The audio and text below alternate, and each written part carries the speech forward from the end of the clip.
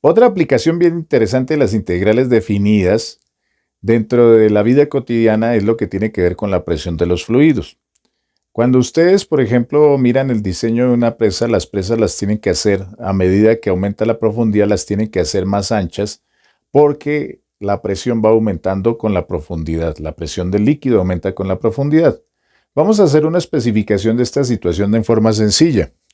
Imagínense ustedes que tenemos acá la presión. La presión hidrostática generada por un líquido, que la que nosotros conocemos es ρGH, o sea, densidad por gravedad por altura. O sea, para nosotros el ρ, la densidad es gramos sobre centímetro cúbico o kilogramos sobre metro cúbico, masa sobre volumen. Pero resulta y sucede que en el sistema inglés o en este libro, o los libros que utilizan el sistema inglés, hacen algo curioso. Tenemos que tener en cuenta que la densidad es masa sobre volumen y que tenemos, continúa, G y H. Solo vemos la ρ, que es la densidad, la hemos cambiado por M sobre B. Pero ¿qué sucede? Para este libro, en este caso, se toma que el W, un W pequeño cursivo, es masa por gravedad sobre volumen. En otras palabras, la W cursiva, que viene haciendo esta densidad, es el peso sobre el volumen. Curioso, ¿no? Nosotros utilizamos generalmente la masa sobre volumen, pero en el sistema inglés utilizan es la fuerza, que es el peso, sobre el volumen. Para esto hay que hacer dos aclaraciones.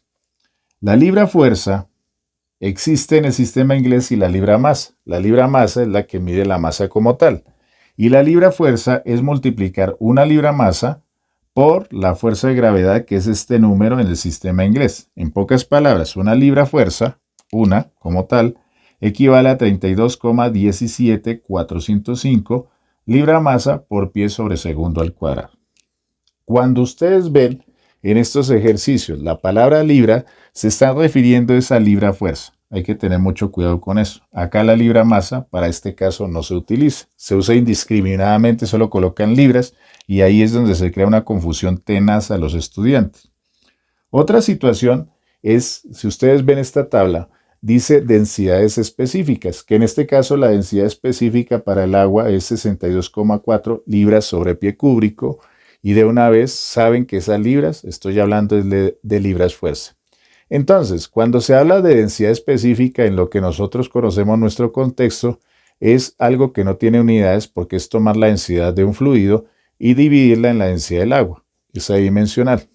Pero en este sistema inglés, pues la densidad específica se trabaja de otra manera y la densidad específica, que es esta W minúscula cursiva, hace referencia a una densidad donde se analiza es el peso dividido en el volumen. Entonces, esas densidades que están viendo en la tabla hacen la referencia, vuelvo y repito, no a masa sobre volumen, sino a peso sobre volumen. Esto hay que tenerlo muy en cuenta porque cuando usamos estos textos, los estudiantes con unas fórmulas tan sencillas se van a pegar una enredada tenaz. Ahora, ¿cómo se hace estos ejercicios? Pues ya nosotros ya hemos definido que tenemos que la presión es esta densidad específica por H o SW por H. Pero la situación es que se tiene que plantear la situación de fuerza. Si analizamos la fuerza va a ser igual a la presión por el área. Y ya dijimos que la presión es W por H. Entonces la fuerza va a quedar definida como un W por H por A. Esto cuando se tiene una profundidad constante. Pero bueno, ¿qué pasa cuando nosotros tenemos y vamos a analizar una situación, por ejemplo, como el de este contenedor, este par de contenedores que tenemos acá? Pues resulta que estos dos contenedores dependen del área en la profundidad. Entonces la W es constante, la altura es constante y el área en la base es idéntica. Noten que los dos contenedores, aunque uno es más delgado que el otro, lo que interesa es el área en el fondo.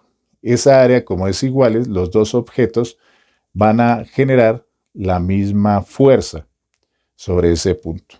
Ahora, viene una situación que nosotros vamos a tener una situación de área variable. Entonces vamos a evaluar una situación a diversas profundidades. Resulta y pasa que para no entrar en ejercicios que se pueden complicar a ustedes que no conocen bien el tema, vamos a usar este dibujito de la presa para representar la fórmula. La fórmula, como ustedes pueden ver, está dada por la integral desde A hasta B para definir la fuerza de la W cursiva o W minúscula, que es la densidad específica, por la profundidad de la franja, por LY de Y. Bueno, ahora tenemos que especificar qué es todo eso. Una forma de evaluar este ejercicio que nosotros tenemos acá es en el caso de una presa. Vamos a analizar la cara de la presa que está en contacto, en este caso la cara vertical, no la cara que estaría en el fondo como pasó en los recipientes. Aquí es la cara vertical donde la profundidad va a variar en el caso del análisis. Entonces imagínense que tenemos esta presa que está dibujada en negro acá y la estamos viendo como en una forma casi tridimensional y esta cara es la que está sosteniendo el agua.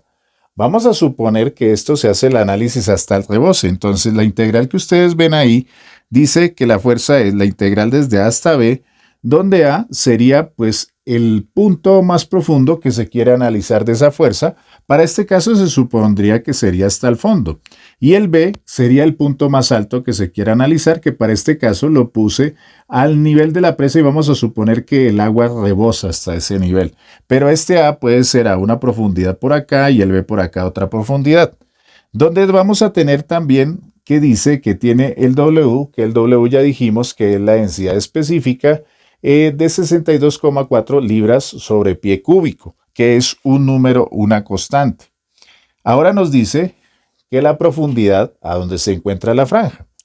El análisis que se hace para la franja en este caso es como si se tomara una franja muy delgada para analizar el cuerpo, que en este caso es un rectángulo. Entonces vamos a analizar la profundidad de esa franja. Aquí se toma como menos y. ¿Por qué se toma negativo? Porque es digamos que estamos en contra del eje de coordenadas. Estamos tomando desde aquí A y B hacia arriba y este es un valor negativo. En ese caso se toma como una conversión negativa de esa profundidad. Entonces sería un menos y. Ahora, dice que analicemos LY. El LY tiene que ver con el tema del ancho. Ojo, este de Y solo es simbología de la franjita que se tiene que analizar. Y esta franjita pues va a tener un ancho.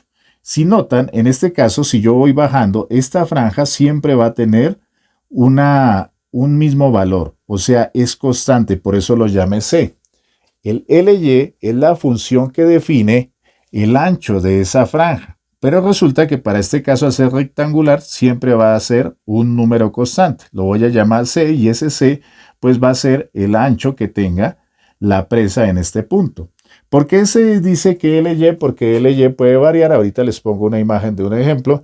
Puede ser una figura que sea de otra forma, que no sea rectangular y vaya variando, y ahí es un poco más complicado porque hay que mirar qué función en términos de Y me representa esa zona. Ahora, dice de Y, pues de Y es la diferencial, o sea, analizamos el ancho de la banda para completar la integral.